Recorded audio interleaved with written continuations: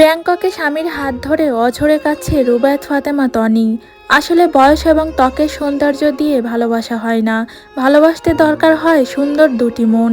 আর যেটা রয়েছে রুবায়েত ফাতেমা তনি এবং সাদাত রহমানের, এ যেন এক ভালোবাসার উজ্জ্বল দৃষ্টান্ত।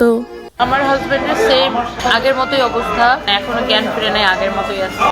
ভালো না, আপু দোয়া করবেন।